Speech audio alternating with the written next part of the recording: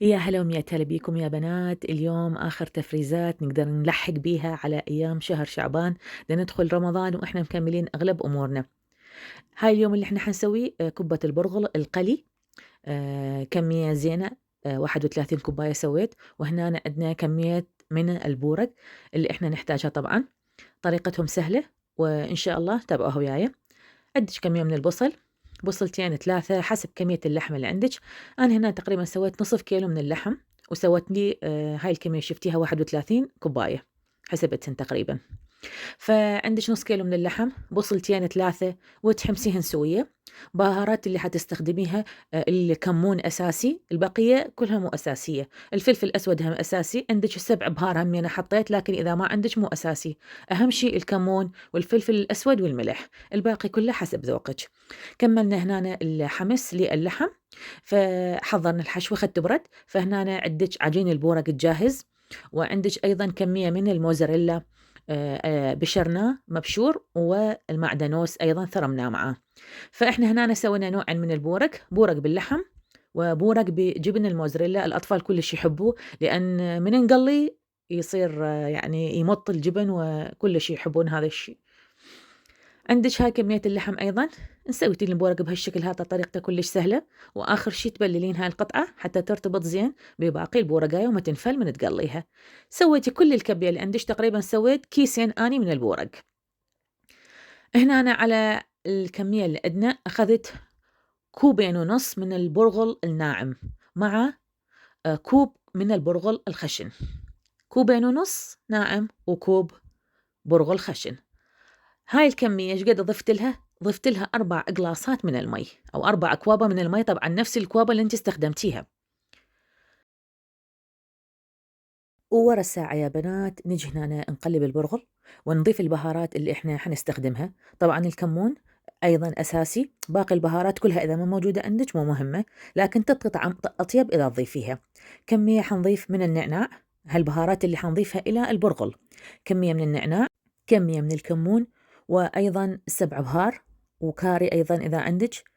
هاي الأشياء كلها تعطي طعم للعجينة نفسها. ما موجودة الكمون كلش كفاية هو والملح.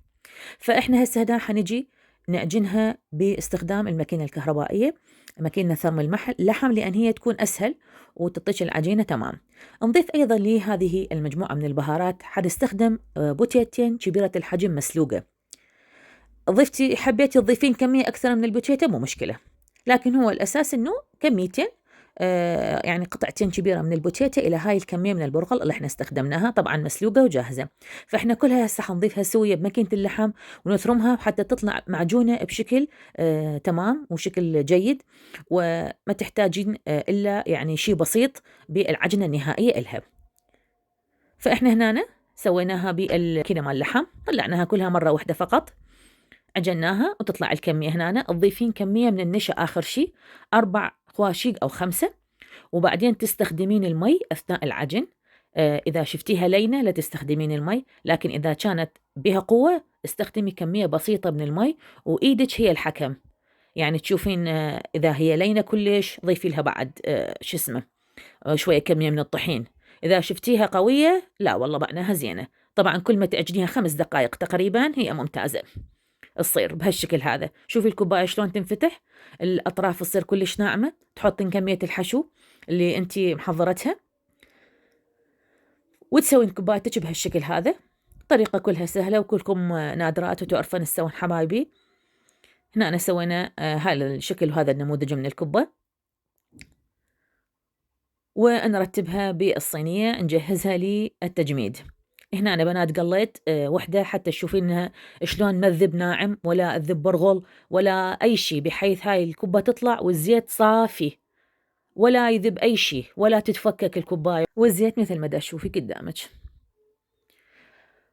صافي. بس كم قطعة بي هاي لين أنا هم حطيت الكوباية بعد كان الزيت بارد، ما كان حميان بشكل جيد. فشوفي هنا الكوباية شلونها.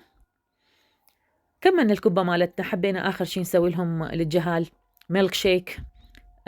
ظلوا ورايا سوينا فقلت لهم يلا عندك كمية هنا من الحليب كامل الدسم، وموستين، وكمية من الفراولة. وتستخدمين أيضا الثلج. حبيتي تحطين عسل على راحتك، حبيتي تحطين شوية شكر، أنا ما أفضلها، لكن أيضا على ذوقك وذوق الأطفال. يطلع لك ميلك شيك صحي نظيف طيب، أحسن 100 مرة من اللي بالمحلات، لأن على إيدك ومضمون. تسوين هنا كمية بسيطة وما شاء الله يعني كوبين من الحليب وموستين، يعني طلعت كمية 3 كوابة أو 4 من الميلك شيك للأطفال. هنا تخلطي بالخلاط الكهربائي اللي عندك، الشغلة ما تطول وحاجة تفرح، فهم يكيفون طبعا. شوفي شلون شكله، حاجة مغذية صحية، تحبين فطور للطفل يتريق بيه، صحي وكله فيتامينات. فألف عافية على أطفالكم. وإحنا هذا الشيء الأخير اللي بقى أحب أنوه عنه، إنه الأكياس اللي تستخدميها للحفظ يفضل أن تكون نوعيتها زينة. أنا الأكياس اللي جربتها واستخدمتها من إيكيا ممتازة. عندها هنا بالباكيت الواحد نوع من الأكياس 6 لتر، وأعتقد 4.5 لتر. حجم الكيس ما شاء الله كبير، كيس قوي، النوعية قابل للغسل، ممتاز يعني حقيقة بالتفريز تقدرين تستخدمين مرتين وثلاثة لأن نوعيته ممتازة. فكل ما تكون الأكياس اللي تاخذيها ممتازة يكون هذا أحسن وأفضل.